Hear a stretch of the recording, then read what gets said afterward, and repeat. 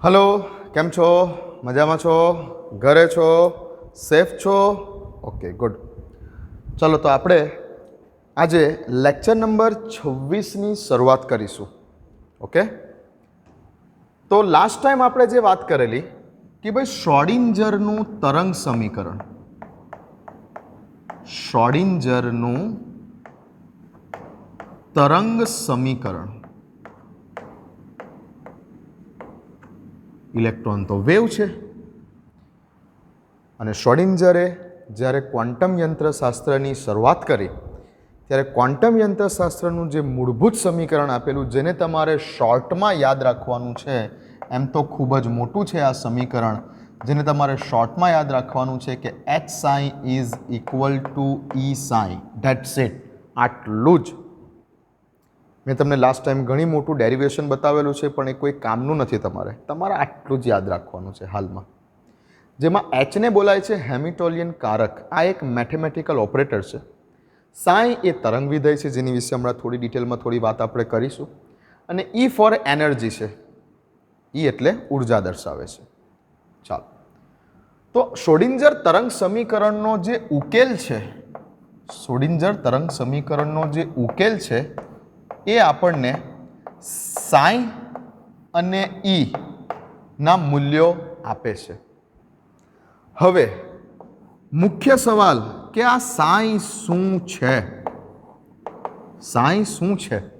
તરંગ વિધેય છે, એ તો ઓકે, સાઈ તરંગ વિધેય છે, બટ એકચ્યુઅલી સાઈ શું છે? તો સાઈ એ પરમાણુમાં રહેલા જે ઇલેક્ટ્રોન્સ છે, પરમાણુમાં રહેલા ઇલેક્ટ્રોન્સ. હવે ઇલેક્ટ્રોન્સના શક્ય એટલા જેટલા પણ ઉર્જા સ્તરો છે, પરમાણુમાં ઇલેક્ટ્રોનના જેટલા પણ ઉર્જા સ્તરો શક્ય છે, પરમાણુમાં રહેલા ઇલેક્ટ્રોનના શક્ય એટલા એનર્જી લેવલ્સ એટલે કે ઉર્જા સ્તરો સાથે સંકળાયેલું તરંગ વિધેય છે. પરમાણુમાં રહેલા ઇલેક્ટ્રોનના ઘણા બધા એનર્જી લેવલ્સ છે, એના શક્ય એટલા ઉર્જા સ્તરો સાથે સંકળાયેલું તરંગ વિધેય છે. ઇલેક્ટ્રોનના દરેકે દરેક એનર્જી લેવલ સાથે દરેકે દરેક તરંગ વિધેય સાઈ સંકળાયેલું, દરેક એનર્જી લેવલનું અલગ તરંગ વિધેય, જેટલા પણ શક્ય પોસિબિલિટી છે તેના ઉર્જા સ્તરોની, એ ઉર્જા સ્તરો સાથે સંકળાયેલું એ તરંગ વિધેય છે. સાઈ શું છે સમજવા માટે તો ઇલેક્ટ્રોનના શક્ય એટલા ઉર્જા સ્તરો સાથે, પરમાણુમાં ઇલેક્ટ્રોનના ઘણા બધા ઉર્જા સ્તરો છે, શક્ય એટલા ઉર્જા સ્તરો સાથે સંકળાયેલું એક તરંગ વિધેય છે. હવે દરેકે દરેક ઉર્જા સ્તરને પોતાનું તરંગ વિધેય અલગ છે. ઓકે, તો પરમાણુમાં ઇલેક્ટ્રોનના દરેકે દરેક ઉર્જા સ્તરો, પરમાણુમાં રહેલા ઇલેક્ટ્રોનના દરેકે દરેક ઉર્જા સ્તરો, જેટલા પણ ઉર્જા સ્તરો છે એને પોતાનું એક તરંગ વિધેય છે. જેટલા ઉર્જા સ્તરો છે દરેકને પોતાનું ઇન્ડિવિજ્યુઅલ એક તરંગ વિધેય છે. અને આ દરેકે દરેક ઉર્જા સ્તરના પોતાના તરંગ વિધેયને 3 ક્વોન્ટમ આંકો, 3 ક્વોન્ટમ આંકો, જેની ડિટેલમાં વાત આપણે આના પછીના લેક્ચરમાં કરીશું, કે દરેકે દરેક ઉર્જા સ્તરો સાથે સંકળાયેલું ઇન્ડિવિજ્યુઅલી સંકળાયેલું તરંગ વિધેય, દરેકે દરેક ઉર્જા સ્તર સાથે વ્યક્તિગત રીતે સંકળાયેલું એક અલગ તરંગ વિધેય, જેને 3 ક્વોન્ટમ આંકોના સેટથી લાક્ષણિક કરેલું છે. એ 3 ક્વોન્ટમ આંકો, જે પૈકી મુખ્ય ક્વોન્ટમ આંક, ગૌણ ક્વોન્ટમ આંક અને મેગ્નેટિક ક્વોન્ટમ નંબર, આની વાત આપણે નેક્સ્ટ વિડીયોમાં, અત્યારે ડિટેલમાં નહીં. તો પરમાણુમાં રહેલા ઇલેક્ટ્રોનના શક્ય એટલા ઉર્જા સ્તરો સાથે સંકળાયેલું તરંગ વિધેય છે સાઈ. દરેક ઉર્જા સ્તરને પોતાનું એક અલગ તરંગ વિધેય છે. અને આ તરંગ વિધેયને કેવી રીતે લાક્ષણિક કરેલું છે? તો કે આ તરંગ વિધેયને 3 ક્વોન્ટમ આંકો, મુખ્ય ક્વોન્ટમ આંક, એંગ્યુલર ક્વોન્ટમ નંબર, ગૌણ ક્વોન્ટમ આંક અને ચુંબકીય ક્વોન્ટમ આંકના સેટથી લાક્ષણિક કરેલું છે. ઓકે, હું તમને બહુ શોર્ટની અંદર જે કામનું છે તે જ હવે કહેવા જઈ રહેલો છું. તો શ્રોડિંજર તરંગ સમીકરણ છે. શ્રોડિંજર તરંગ સમીકરણનો ઉકેલ આપણને સાઈ અને એનર્જી ઈની વેલ્યુ આપે છે. સાઈ શું છે? તો કે પરમાણુમાં રહેલા શક્ય એટલા ઉર્જા સ્તરો સાથે સંકળાયેલું એક તરંગ વિધેય છે. દરેક ઉર્જા સ્તરને પોતાનું તરંગ વિધેય હોય છે, જેને 3 ક્વોન્ટમ આંકોથી લાક્ષણિક કરેલું હોય છે.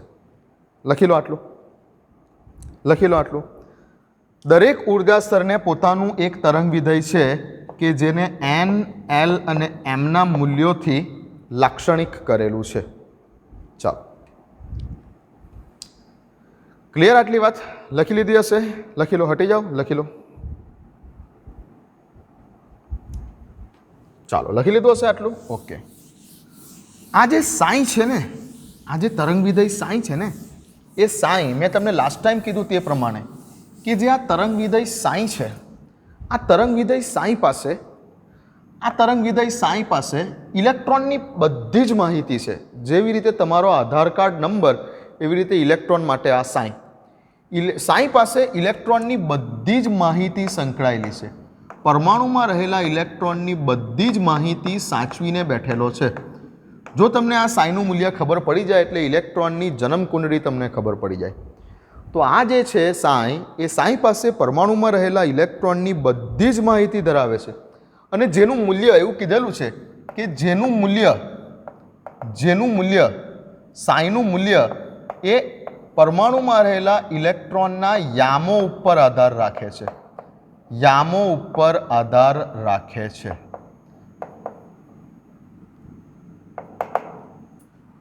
સાઈ પાસે ઇલેક્ટ્રોનની બધી જ માહિતી છે. શ્રોડિંજર તરંગ સમીકરણનો ઉકેલ લાવો અને જો તમે આ સાઈનું મૂલ્ય શોધો તો સાઈનું મૂલ્ય એ ઇલેક્ટ્રોનના યામો ઉપર ડિપેન્ડ કરે છે. હવે શ્રોડિંજર તરંગ સમીકરણમાં જે આપેલું છે ને, એમાં તમને એક્સ, વાય અને ઝેડ યામો મેં તમને બતાવેલા હતા.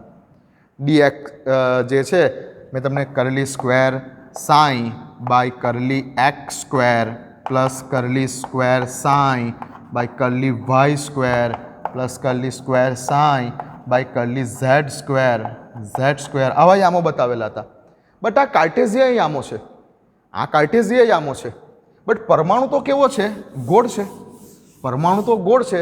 પરમાણુ ગોળ છે એટલે આ કાર્ટેઝિય યામો એક્સ, વાય ને ઝેડ એ એકચ્યુઅલી ના લગાવી શકાય. અહીંયા ભલે કીધેલું છે, અહીંયા ભલે તમે બુકમાં તમે વાંચશો તો ભલે તમને દેખાશે કે સાઈનું મૂલ્ય જે છે તે શેના ઉપર આધાર રાખશે. તમે બુકમાં વાંચશો તો લખેલું આવશે કે ઇલેક્ટ્રોનના યામો ઉપર આધાર રાખે છે. તમે જો બુકમાં વાંચશો પેજ નંબર 50 ઉપર તમે વાંચશો, પેજ નંબર 50 ઉપર સેકન્ડ અને પહેલો હાઇડ્રોજન પરમાણુ માટેનું શ્રોડિંજર સમીકરણ, તેમાં વચ્ચેના પેરેગ્રાફમાં તમે વાંચશો તો આવું વંચાશે કે સાઈનું મૂલ્ય એ ઇલેક્ટ્રોનના યામો ઉપર આધાર રાખે છે. પરમાણુમાં રહેલા ઇલેક્ટ્રોનના યામો ઉપર આધારિત હોય છે એવું બુકની અંદર પેજ નંબર 50 ઉપર લખેલું છે. ઓકે, બટ હું તમને એવું કહું છું કે ભાઈ એક્સ, વાય ને ઝેડ યામો નહીં.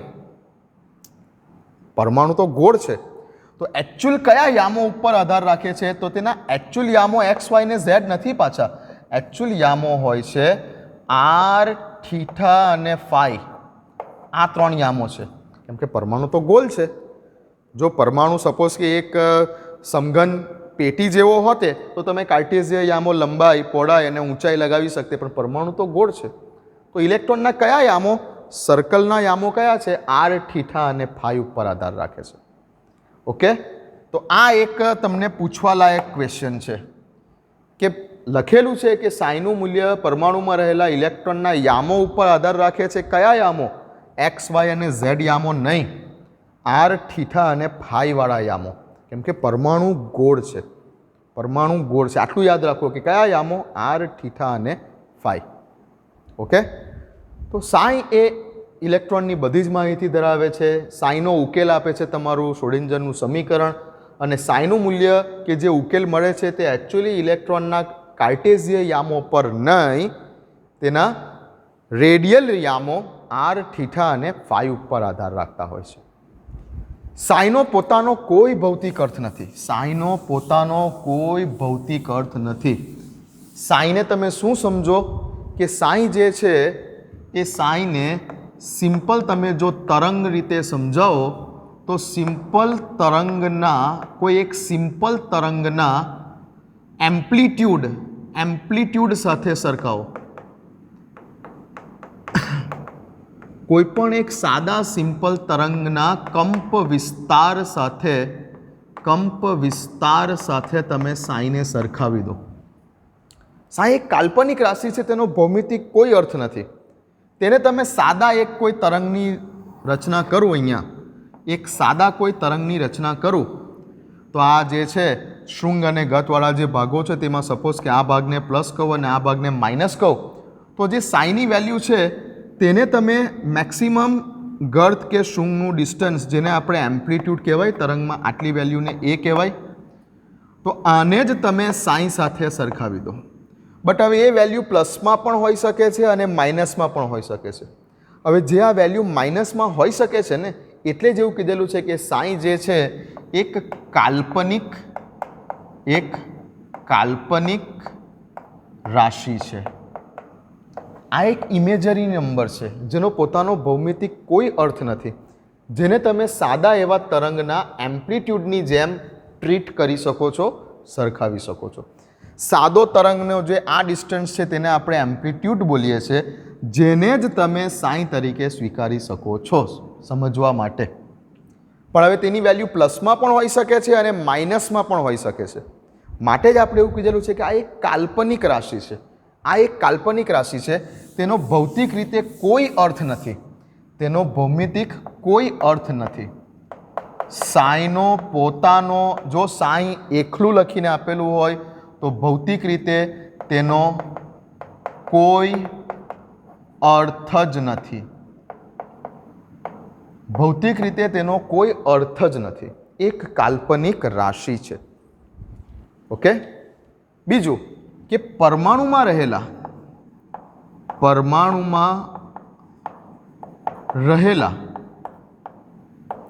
जे इलेक्ट्रॉन है, परमाणु में रहेला इलेक्ट्रॉनना तरंग विधेय साई ने परमाणु में रहेला इलेक्ट्रॉनना तरंग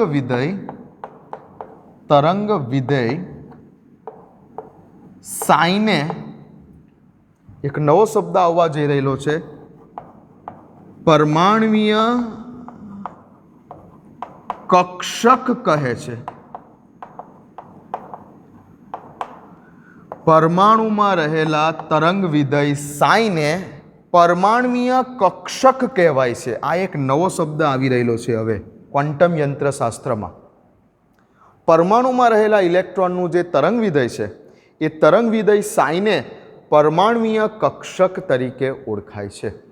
हवे ज्यारे परमाणु में रहेला इलेक्ट्रॉन ने तरंग विधेय साई तरीके परमाणवीय कक्षक तरीके ज्यारे बोलवामां आवे छे त्यारे परमाणु में इलेक्ट्रॉन कई जग्या पर हशे, एक्जेक्टली कई जग्या पर हशे ए तो शोधवुं चोक्कसपणे शोधवुं अशक्य छे। हाइजेनबर्गे कीधुं छे ते प्रमाणे परमाणु में एक्जेक्टली इलेक्ट्रॉन ने शोधवो अशक्य छे। बधी ज वात शेना पर चाले छे? अहींया क्वॉन्टम यंत्रशास्त्र में संभावना उपर चाले छे।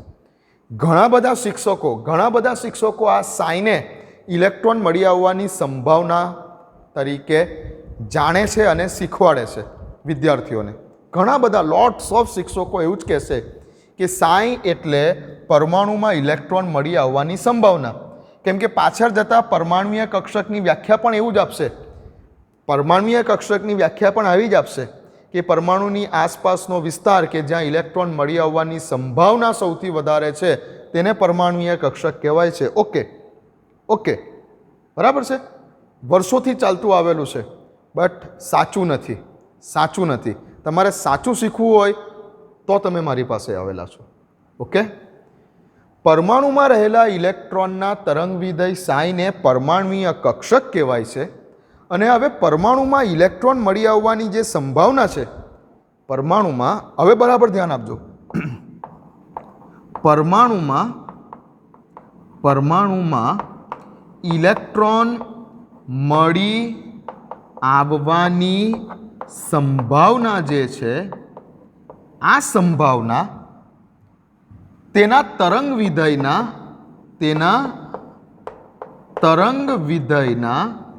તરંગ વિધેય એટલે સાઈના તેના તરંગ વિધેયના વર્ગના સમપ્રમાણમાં છે.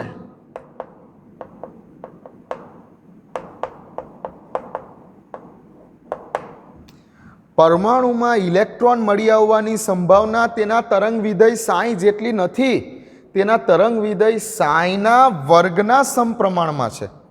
એટલે કોના બરાબર છે? સાઈ સ્ક્વેર બરાબર છે. સાઈ બરાબર નથી, સાઈ સ્ક્વેર બરાબર છે. સમજો બરાબર. પરમાણુમાં રહેલા ઇલેક્ટ્રોનનું તરંગ વિધેય સાઈ ને આપણે પરમાણુય કક્ષક તરીકે ઓળખી શકીએ છીએ. અને પરમાણુમાં ઇલેક્ટ્રોન મળી આવવાની સંભાવના કોઈ પર્ટિક્યુલર પોઈન્ટ ઉપર, જેને સંભાવના ઘનતા તરીકે પણ બોલી શકાય, પરમાણુમાં ઇલેક્ટ્રોન મળી આવવાની સંભાવના તેના તરંગ વિધેય સાઈ નો વર્ગ કરો તો તેના સમપ્રમાણમાં હોય છે. તો ઇલેક્ટ્રોન મળી આવવાની સંભાવના એ સાઈ નથી, સાઈનો વર્ગ છે. કેમ કે સાઈ તો એક કાલ્પનિક રાશિ છે જેનો પોતાનો ભૌતિક કોઈ અર્થ નથી, પણ સાઈ સ્ક્વેરનો અર્થ છે. તેનું વેલ્યુ પ્લસ પણ હોઈ શકે છે ને માઇનસ પણ હોઈ શકે છે. કોની વેલ્યુ? સાઈની વેલ્યુ. સાઈની વેલ્યુ પ્લસ પણ હોઈ શકે છે, માઇનસ પણ હોઈ શકે છે. તે એક કાલ્પનિક નંબર છે, બટ આ સાઈ સ્ક્વેરની વેલ્યુ ઓલવેઝ પોઝિટિવ જ હશે. સાઈ સ્ક્વેરની વેલ્યુ ઓલવેઝ પોઝિટિવ જ હશે. પાછળથી સાઈ સ્ક્વેર વિશે કહું છું, પહેલાં આટલું લખી દો. સાઈને તમે એક કોઈ ઓર્ડિનરી તરંગના, આ બધી જ વસ્તુ ખૂબ કામની છે, લખી લેજો, હા, નોટ બનાવી દેજો. અત્યારે ચોપડીને મૂકી દો હવે બાજુ પર. અત્યારે હવે ચોપડીને બિલકુલ બાજુ પર જ મૂકી દો. એટલું બધું ગૂંચવાડા ભરેલું ચોપડીમાં આપેલું છે. અત્યારે હવે ચોપડીને બિલકુલ બાજુ પર મૂકી દો. હું જે બોલું છું હવે પછીના બે લેક્ચરમાં હું જે બોલું છું તમારે એટલું જ તૈયાર કરવાનું છે અને એ જ રીતે તૈયાર કરવાનું છે. અત્યારે મૂકી જ દો ચોપડીને સાઈડ ઉપર. હવે પછીના ટોપિક માટે ચોપડીને સાઈડ પર મૂકી દો અને હું જે બોલું છું એટલું જ તૈયાર કરો. તમે બે લેક્ચરની વાત કરીશ આના પછીના. સાઈને તમે કોઈ એક સાદા તરંગ જે છે એ તરંગના એમ્પ્લિટ્યૂડ સાથે સરખાવી શકો છો. માનવા ખાતર સાઈ એક કાલ્પનિક રાશિ છે, તેનો ભૌતિક કોઈ અર્થ નથી. તેની વેલ્યુ, આ સાઈની વેલ્યુ પ્લસ પણ હોઈ શકે છે, માઇનસ પણ હોઈ શકે છે. સાઈ સ્ક્વેરની સાઈની વેલ્યુ પ્લસ પણ હોઈ શકે છે, માઇનસ પણ હોઈ શકે છે. સાઈની વેલ્યુ. પરમાણુમાં રહેલા ઇલેક્ટ્રોનના તરંગ વિધેય સાઈને તમે પરમાણુય કક્ષકો બોલો છો, ઓળખશો હવેથી પરમાણુય કક્ષકો તરીકે. પરમાણુમાં ઇલેક્ટ્રોન મળી આવવાની સંભાવના તેના તરંગ વિધેય સાઈના વર્ગના સમપ્રમાણમાં હોય છે, એટલે કે સાઈ સ્ક્વેર જેટલી હોય છે. લખી લો તો આટલું.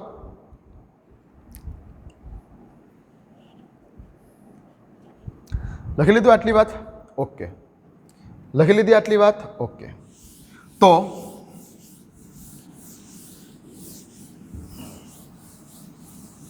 વાત કરીએ આપણે હવે આ સાઈ અને સાઈ સ્ક્વેર વિશે. તો સાઈ શું છે? તો કે સાઈ તરંગ વિધેય છે. સિમ્પલ ભાષામાં બોલો, તરંગ વિધેય છે. પરમાણુમાં રહેલા ઇલેક્ટ્રોનના દરેકે દરેક ઉર્જા સ્તરો સાથે સંકળાયેલું એક તરંગ વિધેય છે, જેને 3 ક્વોન્ટમ આંકના સેટ n, l અને m થી નિશ્ચિત કરેલું છે. પરમાણુમાં રહેલા ઇલેક્ટ્રોનના તરંગ વિધેય સાઈને, પરમાણુમાં રહેલા ઇલેક્ટ્રોનના તરંગ વિધેય સાઈને પરમાણુય કક્ષક તરીકે પણ ઓળખવામાં આવે છે. સાઈ એક કાલ્પનિક રાશિ છે, કાલ્પનિક રાશિ છે. તેનો પોતાનો કોઈ ભૌતિક અર્થ નથી, તેનો પોતાનો કોઈ ભૌતિક અર્થ નથી. કાલ્પનિક રાશિ છે એટલે તેની વેલ્યુ પ્લસ પણ હોઈ શકે છે કે માઇનસ પણ હોઈ શકે છે. તેને તમે સિમ્પલ કોઈ પણ તરંગના એમ્પ્લિટ્યૂડ સાથે સરખાવી શકો છો. સાઈના મૂલ્યને તમે કોઈ પણ સાદા તરંગના એમ્પ્લિટ્યૂડ સાથે સરખાવી શકો છો. તો સાઈમાં તમારે આ બધું યાદ રાખવાનું છે. સાઈ સ્ક્વેરમાં તો આ એક રિયલ નંબર છે, આ એક જે છે રિયલ નંબર છે. સાઈ સ્ક્વેરની વેલ્યુ એક રિયલ નંબર બતાવે છે. આ એક ઇમેજિનરી નંબર છે, કાલ્પનિક રાશિ હતું. આ એક રિયલ નંબર છે, આ એક સાચો નંબર બતાવે છે. સાઈ સ્ક્વેરની વેલ્યુ, સાઈ સ્ક્વેરની વેલ્યુ એક રિયલ નંબર છે સાઈ સ્ક્વેરની વેલ્યુ શું બતાવે છે? તો કે સાઈ સ્ક્વેરની વેલ્યુ પરમાણુમાં ઇલેક્ટ્રોન મળી આવવાની સંભાવના દર્શાવે છે. ઇલેક્ટ્રોન મળી આવવાની સંભાવના ક્યાં સૌથી વધારે હશે? ઇલેક્ટ્રોન સમની સંભાવના કે સંભાવના ઘનતા શબ્દ હશે. ઓકે, તો પરમાણુમાં કોઈ પર્ટિક્યુલર પોઈન્ટ ઉપર, કોઈ પર્ટિક્યુલર જગ્યા ઉપર ઇલેક્ટ્રોન મળી આવવાની સંભાવના ક્યાં સૌથી વધારે છે એ તમને સાઈ સ્ક્વેર દર્શાવશે, સાઈ સ્ક્વેરની વેલ્યુ દર્શાવશે.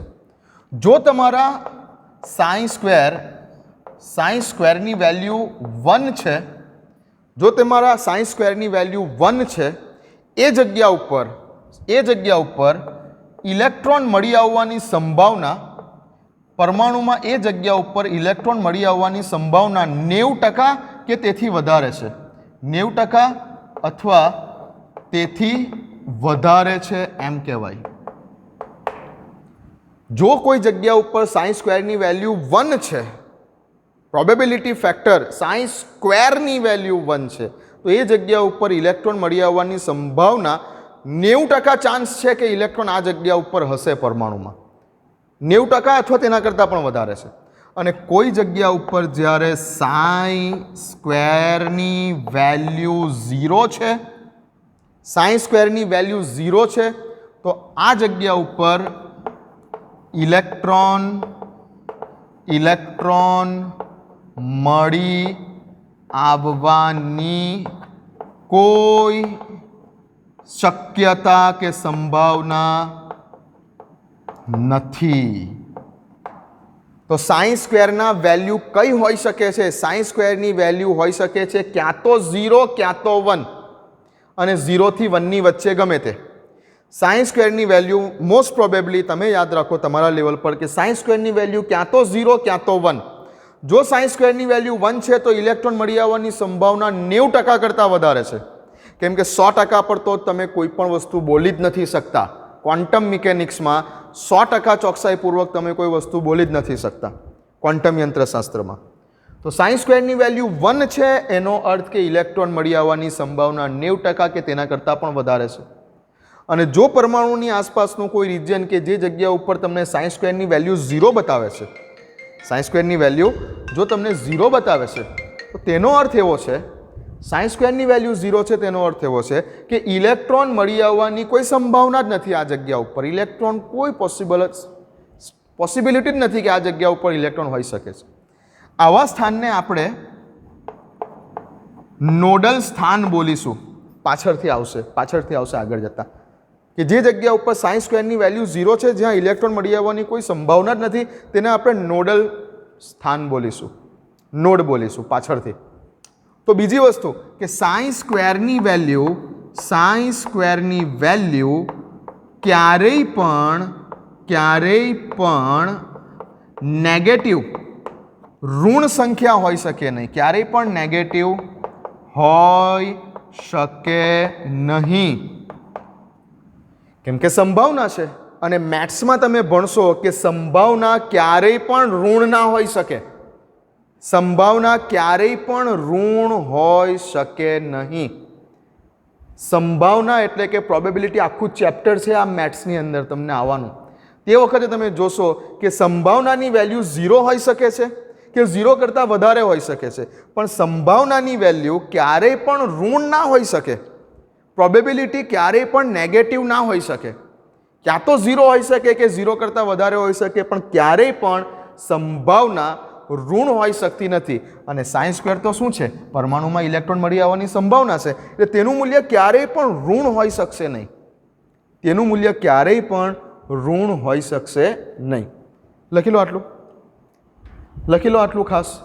તો અહીંયા છોકરાઓને ખૂબ જ મોટા પાયા પર ગૂંચવતી વાતો કે સાઈ અને સાઈ સ્ક્વેર એકચ્યુઅલી શું છે એ મેં તમને અહીંયા શોર્ટમાં ડીનોટ કરી આપેલું છે.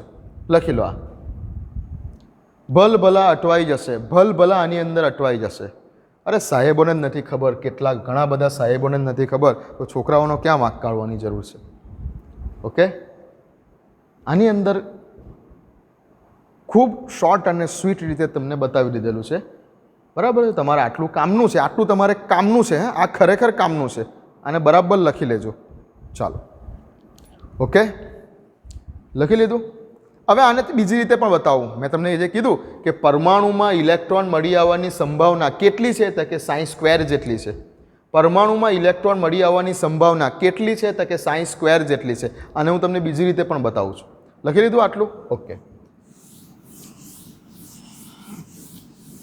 ચાલો. મને ઇન્ટેન્સિટીનો અર્થ કહેશો તમે? ઇન્ટેન્સિટી, તીવ્રતાનો અર્થ. તમે મને તીવ્રતાનો અર્થ કહી શકો છો? તીવ્રતાનો અર્થ કહી શકો છો? ઇન્ટેન્સિટી. મેં તમને આગલા લેક્ચરોમાં પણ આ સમજાવેલું છે કે તમે કોના માટે ઇન્ટેન્સિટીનો વાત કરો છો તે પ્રમાણે ઇન્ટેન્સિટીનો મતલબ કંઈક અલગ અલગ હોય છે. જો તમે તરંગ પ્રણાલી માટે, જો તમે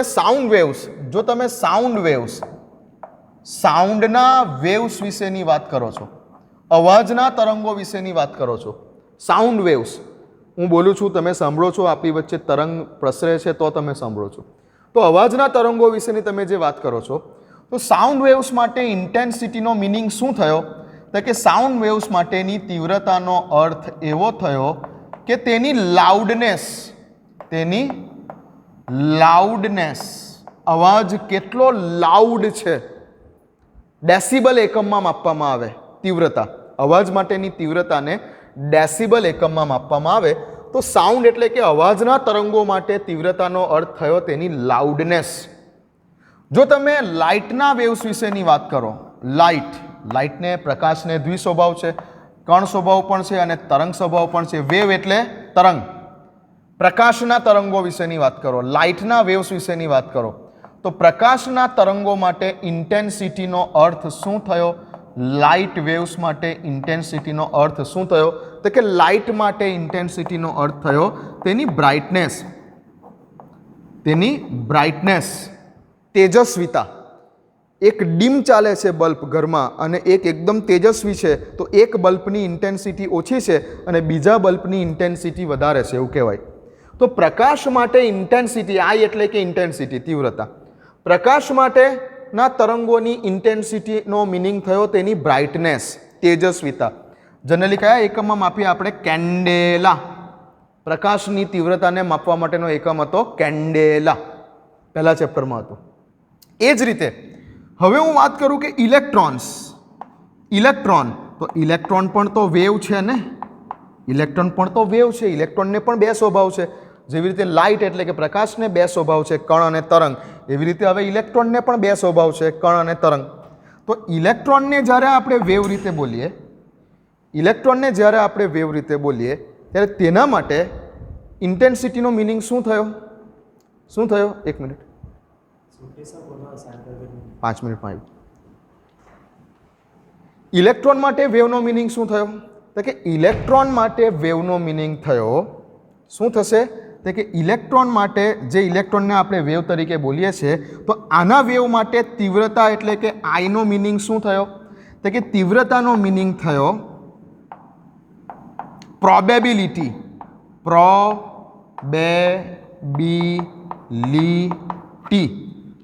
સંભાવના.